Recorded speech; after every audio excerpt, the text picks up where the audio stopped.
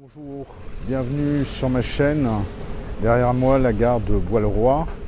Aujourd'hui, je vais vous emmener faire une randonnée dans la forêt de Fontainebleau et plus précisément au Rocher Canon. Alors, c'est un caillou rocheux qui est très connu de ceux qui grimpent les rochers, qu'on appelle les varapeurs, et qui se trouve le plus proche de Paris et le plus accessible quand on n'a pas de voiture, puisqu'on peut y aller en train en descendant justement à Bois-le-Roi. Et de là, on suit un diverticule du GR sur à peu près 4 km pour accéder au Rocher Canon. Alors aujourd'hui, ce n'est pas de la varap que je vous emmène faire, c'est simplement une belle randonnée. Et je vais vous montrer les curiosités géologiques de ce parcours au sein du Rocher Canon. Allez, c'est parti, suivez-moi. Ce qui peut être intéressant de savoir pour l'organisation de votre randonnée, c'est qu'en sortant de la gare, sur la place, vous avez une fontaine. Donc vous pouvez remplir votre gourde si vous n'avez pas pris suffisamment d'eau. Vous avez même un café, mais aussi une boulangerie-pâtisserie. Et puis un peu plus loin, un magasin d'alimentation, ce qui vous permettrait de faire des courses de dernière minute. Alors je vous mettrai tous ces détails sous ma vidéo. À la sortie de la gare, pour prendre la direction du Rocher Canon, il vous suffira de suivre les balisages rouges et blancs qui sont les marques distinctives du chemin de grande randonnée. Et en suivant ce dernier, vous arriverez au Rocher Canon. Après avoir traversé une route sur laquelle le trafic routier est assez important, vous allez voir que le sentier de grande randonnée va partir sur votre gauche. Alors moi je vous conseille de continuer tout droit sur le chemin de la Perlure et de ne pas aller sur votre gauche. Vous laissez le sentier de grande randonnée pour continuer tout droit. C'est le chemin le plus court pour accéder au Rocher Canon. Voilà, vous restez sur la route de la Perlure. Vous avez la pancarte devant moi. Donc vous continuez sur la route de la Perlure et vous verrez très rapidement, vous allez encore arriver sur une route très passagère. Il s'agit de la route ronde. Faites très attention quand vous traversez parce qu'il y a du trafic là aussi. Donc, juste après avoir traversé la route ronde, vous allez vous trouver sur un chemin forestier qui s'appelle la route du Lancer. Vous allez suivre donc ce chemin qui est tout droit et plat pour arriver au Rocher Canon. Quand vous arrivez au carrefour de la route du Lancer sur laquelle je me trouve et de la route des Vieux Rayons, je vous invite à prendre sur votre droite pour aller voir quelque chose qui vaut le détour. Allez, je vous y emmène. Je suis à peu près une centaine de mètres. Et puis vous allez voir un petit sentier qui part sur la gauche. Il n'y a aucune indication, hein. Mais le sentier est bien visible. Donc engagez-vous sur ce sentier. Et puis 20 ou 30 mètres plus loin, eh bien, on arrive à l'endroit que je veux vous montrer. Il s'agit de la mare aux cerfs. Alors comme il a beaucoup plu ces derniers temps, elle est bien remplie. Je l'ai connue beaucoup plus basse, voire complètement asséchée. Et au centre, vous avez une petite île et on peut voir des racines. Ce sont les racines de très beaux cyprès. C'est pour ça que si vous avez l'occasion de faire cette randonnée en automne, vous verrez les feuillages des cyprès sont magnifiques. Alors cette mare aux cerfs, elle n'est pas du tout indiquée. Vous avez un banc si vous voulez pique-niquer ou vous reposer. Mais en tout cas, c'est un petit détour qui vaut vraiment le coup quand on va au Rocher Canon. Ensuite, il faut revenir sur ses pas. Donc on suit le petit sentier qui va rejoindre de la route des Vieux Rayons. On tourne sur la droite. On va marcher une centaine de mètres pour rejoindre la route du Lancer qu'on va suivre sur la droite. Là, au bout de la route du Lancer, il vous faut traverser une route encore une fois très passagère. Vous entendez d'ailleurs le bruit de la circulation. Et juste en face, la route du Lancer, il y a une petite route goudronnée à l'entrée de laquelle on a ce panneau qui indique que nous sommes arrivés au site de Rocher-Canon.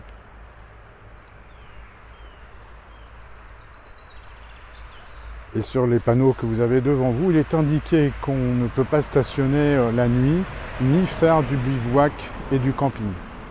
C'est pour vous dire que c'est un site qui est très fréquenté, alors surtout le week-end, puisque on est malgré tout proche de Paris, même si on est à peu près à plus de 50 km. Alors je vais vous faire passer par le parking, parce que j'ai une curiosité à vous montrer. Là on va voir que, alors que nous sommes un jour de semaine, il y a pas mal de voitures, donc, ce qui démontre que le lieu est quand même bien fréquenté. Mais heureusement, lorsqu'on va faire la randonnée en suivant le sentier bleu au sein du Rocher-Canon, il y a beaucoup d'endroits où on sera vraiment tranquille.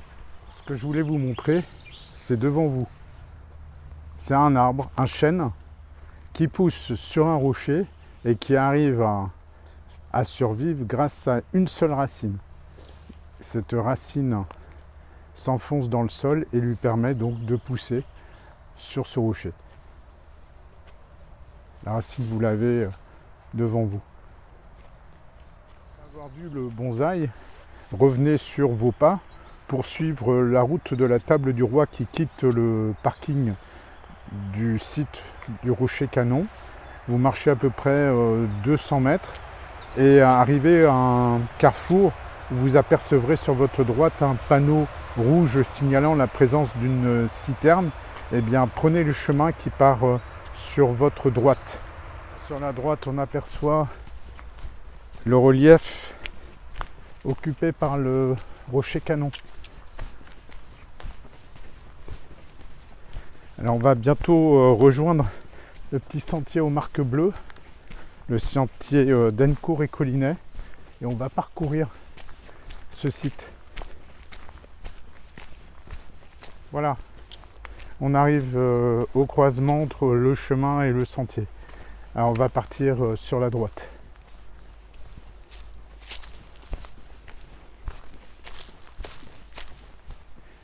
Et sur l'arbre, on a bien la balise bleue qui nous indique qu'on est sur le sentier. Comme je vous ai dit tout à l'heure, si le parking est fréquenté, eh bien on peut se promener au sein du site du Rocher-Canon sans rencontrer forcément beaucoup de monde. Les gens sont concentrés à peu près aux mêmes endroits, là où il y a des rochers où s'amuser.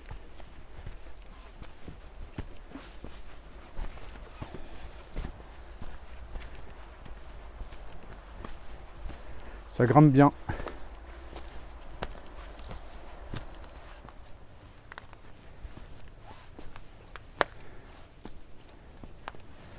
Toujours les marques bleues.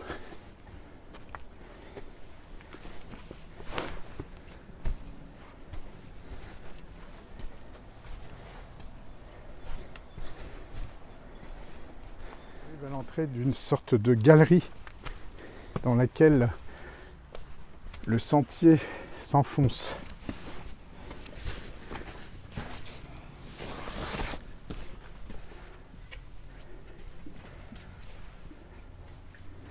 Là, on passe sous ces amoncellements de rochers.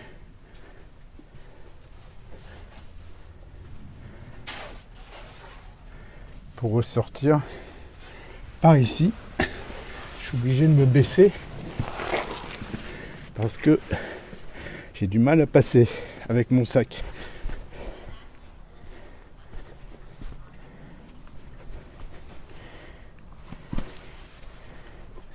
Et sur la gauche, on commence à apercevoir l'entrée de la grotte du Rocher-Canon.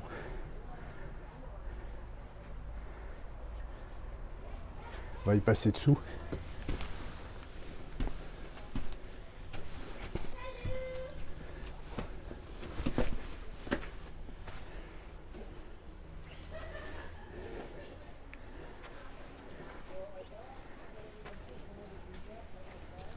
un magnifique rocher. Alors c'est là où on pratique la varap. Sur la face de ce rocher, il y a une flèche bleue qui indique la difficulté du parcours. Et vous entendez justement des gens qui sont présents pour faire de la varap. Quand un autre défilé.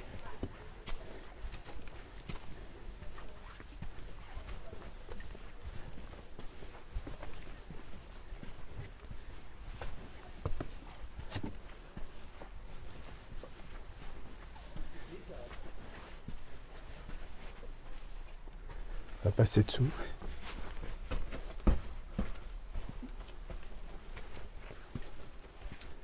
Encore un beau rocher avec une sorte de cheminée au centre.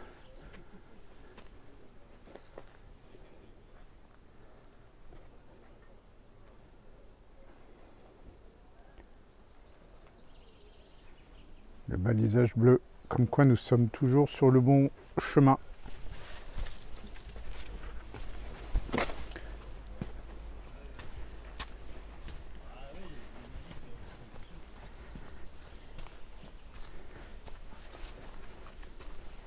Encore des rochers avec des belles parois.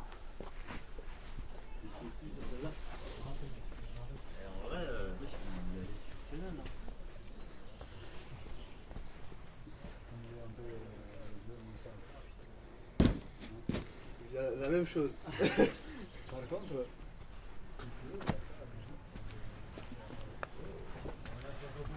Voilà, devant moi, vous avez ces sortes de matelas que les gens qui pratiquent la varap emmènent avec eux pour les mettre sous les rochers au cas où ils chuteraient.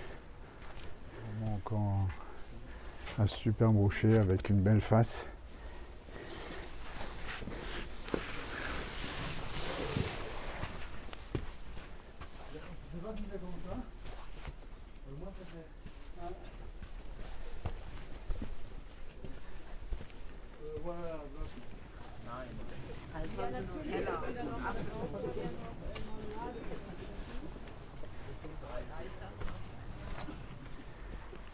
Alors si le chemin n'est pas trop difficile quand on a l'habitude de randonner, il faut tout de même faire attention aux racines, aux aiguilles de pin qui jonchent le sol et qui rapidement peuvent rendre le sentier glissant, surtout par temps de pluie. Alors devant moi, on peut voir qu'il y a un escalier. Bon, il a été créé il y a plusieurs années pour essayer de ralentir l'érosion de ce site qui, comme je vous l'ai dit, est quand même très fréquenté. Et comme le sol est sablonneux, le fait qu'il y ait beaucoup de passages, ça peut petit à petit déchausser les rochers et entraîner leur éboulement.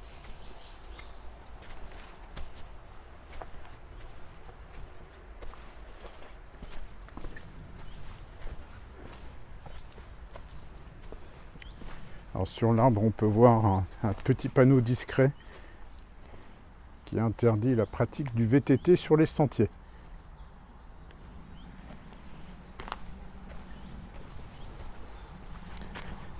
Alors je dis bien sur les sentiers, mais pas sur les grands chemins forestiers.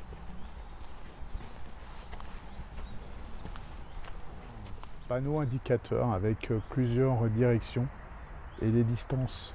Donc on est sur le sentier numéro 12. Voilà, devant moi, un varapeur qui suit un parcours balisé avec des flèches violettes qui dit que c'est peu difficile. Enfin, malgré tout, la face est assez technique. Voilà. Il est arrivé, en effet. Bravo. Sur le côté, le petit sac avec la magnésie. Devant moi, un rocher qui a la forme d'un menhir. Ça tombe bien, parce qu'il y a la lettre H dessus, et il est surnommé le menhir.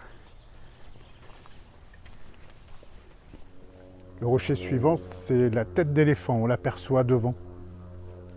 Il porte la lettre G. Devant moi, un sapin qui pousse aussi d'une façon très curieuse, puisqu'il chevauche un rocher. Il y a un puissant système racinaire. La lettre F inscrite au pied du rocher indique que nous sommes au pied du rocher sinistre. Devant moi, ce rocher porte la lettre E. Il s'agit donc du piège. Vous avez constaté, il y a certains rochers qui portent des noms. Alors c'est la caractéristique donc des sentiers d'Ennecourt et Collinet qui ont été balisés par d'Ennecourt et Collinet au XIXe siècle et qui ont donc créé ces parcours. Il y a plus de 150 km de chemin en forêt de Fontainebleau et tout le long de ces sentiers, il y a des curiosités qui sont principalement donc des rochers, des galeries, des grottes. Certaines de ces curiosités sont naturelles, d'autres sont artificielles, mais en tout cas, elles portent des noms lorsqu'il s'agit des curiosités les plus spectaculaires. Et donc, on en a déjà croisé quelques-unes le long de ce sentier. Il nous en reste encore 2 à voir. Et je vous y emmène. On arrive en face du rocher qui porte la lettre D et qui est surnommé l'abri. En effet, il est énorme et incliné et on peut se réfugier dessous. Je vous prends cette vue pour vous donner une idée de la hauteur des reliefs de la forêt de Fontainebleau. Ils ne sont pas très hauts, ils atteignent à peu près une vingtaine de mètres d'altitude.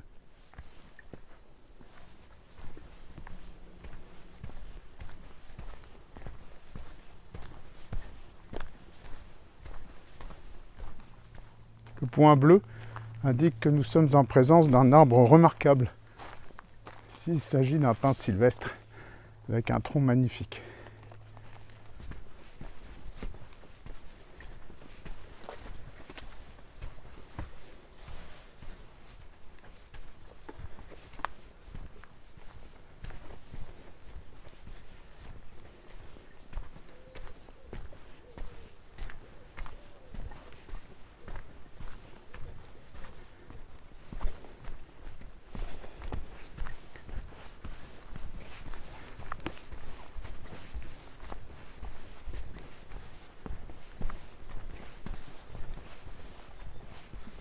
Faut passer sous cette espèce de dolmen.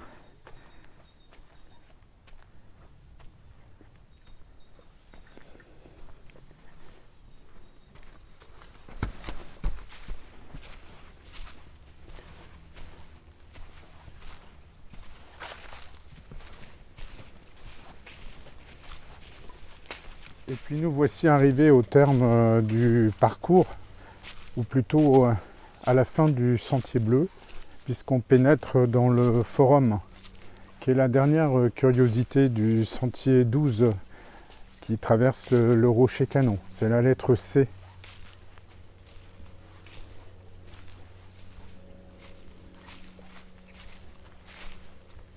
Après avoir quitté le forum, on continue sur le sentier bleu pour parvenir à un grand carrefour où se rejoignent 6 routes.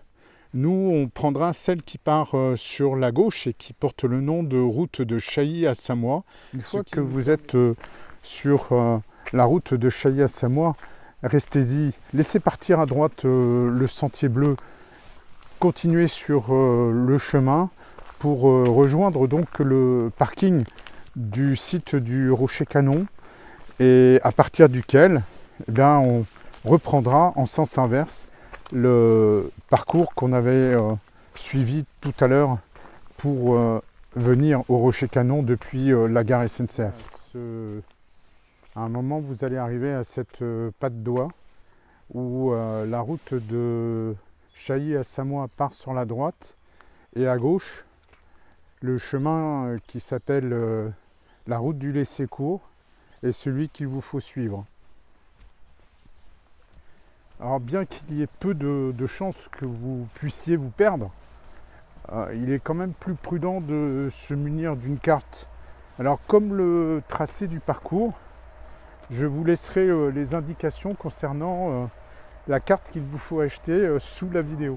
Il y a un bouquin pour tous ceux qui aiment se promener en forêt de Fontainebleau qui est vraiment bien, hein, qui reprend toutes les randonnées à faire en suivant les sentiers d'Ennecourt et Collinet.